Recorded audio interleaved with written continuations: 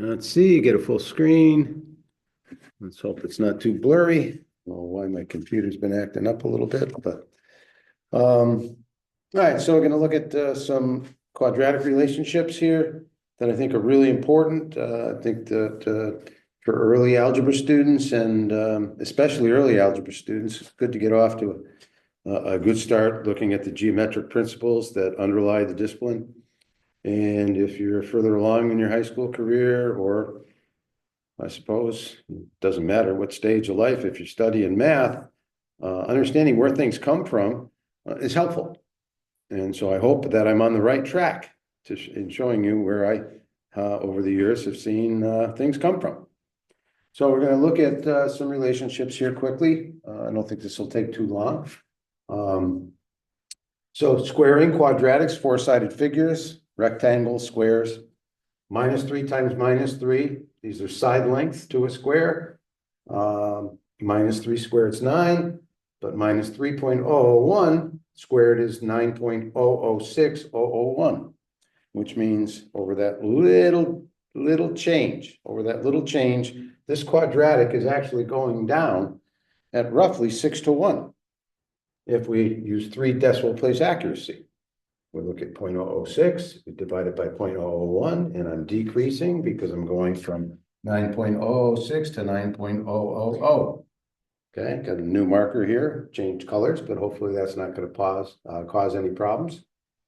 And so what else is there to say except that if 3 gets us 9, we're going down at 6 to 1 right there. And we're going to start looking what happens with some user-friendly numbers.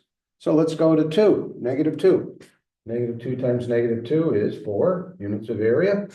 But if you square -2.001, you get 4.004001. And I don't care how many decimal places, that pattern is going to continue. And so it looks like we're going down at 4 to 1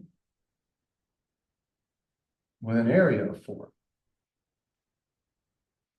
And if we continue all the way up to the number 3, you can pause the video and you probably can see this. I hope. I was running out of ink, so I changed the cartridge.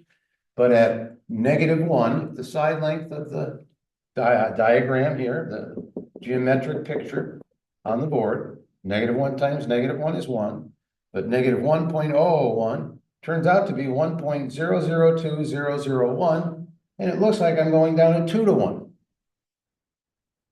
3 decimal place accuracy, but I could push that accuracy out to as many decimal places as necessary to see that more and more accuracy every time we throw another decimal place in there. So at 0, we get no area, and we get -0.001 squared is actually positive 0.000001. 3 decimal places become 6. All right, and so that one is not changing. So there we go. It's flat at that instant. And then as we look at the positive numbers, we get the same relationships. 1, 1, same thing, 2 to 1, going up at 2 to 1. 1x is 2, area 4, going up at 4 to 1. And at 3, now it looks like I ran out of my process here. I stopped that process. But at 3, we get 9 units of area, and let's do 1 with 5 decimal places.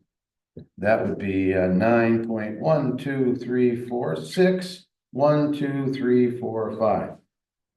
So at 3 decimal place accuracy, we're going up at 6 to 1. So we'd be going up like that. And if we put it all together and tally all of those rates of change, at -3, down at 6 to 1, then down at 4 to 1, down at 2 to 1, at 0, flat.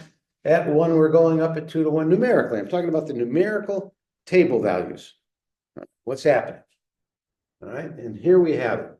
And I think the side of the square has a bit of a pattern here. The rate at which y equals x squared is changing. I do believe there's a bit of a pattern here. And we'll talk about it as we continue.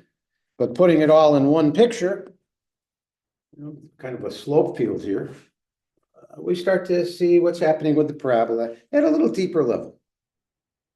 All right, and what have we established? That x is the side length of a square and y is its area.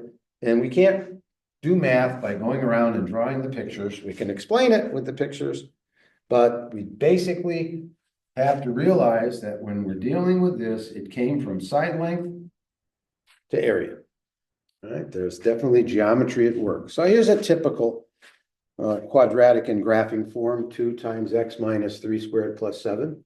If I multiplied it out, it's 2x squared minus 12x plus 25. Hopefully I didn't make any mistakes. It's early morning here.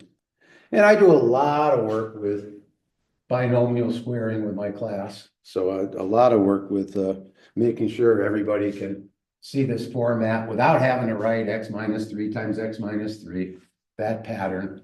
And hopefully if we double that and add 7, I haven't made a mistake, 18 and 7. Okay, that looks good. All right. And then what do we practice at the Algebra 1 level and continue to work with? Trying to find the vertex of the parabola. Well, according to the rates, that happens when this square the area equals 0. So there's lots of different ways to approach seeing graphing form of quadratic. I decided to take the first 2 terms, put them in factored form, so that you can see a 0 gets you 25 and a 6 gets you 25. Plug 0 in, you'll get 25. Plug 6 in, you'll get 25. And the symmetry of the quadratic means that between a side length of 0 and a side length of 6, a side length of 3 is going to be where there's no area, right? Back to the graphic form over here. 3 minus 3 is 0 squared. No area, no side lengths, no accumulation of change. All right, so what do we do? Well, I mean, I'll show this a little later in the video. Y minus b over 2a is the x value of the y. That's the side length of this whole process that's most important. I'll really talk about that in about 2 or 3 minutes, I think, maybe a little longer. But we put these things in graphing form. We use minus b over 2a, which is 12 over 2 times 2, which gives us 3. The critical number, right? The critical number where there's no area, no side length, no change, flat, no change at 3. And once you get that number, you can plug it in very quickly. 18 minus 36 plus 25. Add that up, you get minus 18 plus 25. And there's our 7. Numerically, what we get, we plug that into the equation. And then you can just take the a term, realize that that's where no area occurs at 3, and you add 7. And if you multiply that out, we just did that, you get back to that. So lots of different ways to approach quadratics. And the most cumbersome is, factoring out the 2 and doing the completing the square process. And so my rule is whatever's simple and easy, that's what I use. And let's go over and take a look now at that graphing form, which I put on the board a moment ago over there, 2 times x minus 3 squared plus 7. So what are you doing? Well, x minus 3, what does it represent? What does x minus 3 represent? I think it represents the side length that we're working with. The side length measuring change from 3.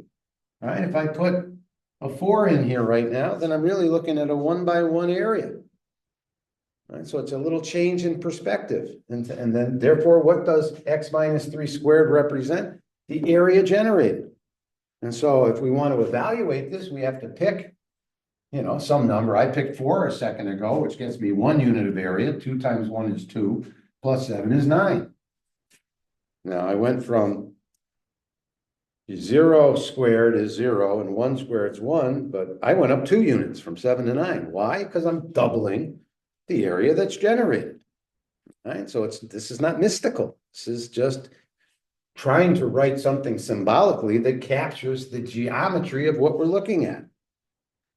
So what did we do over there on the other side of the room?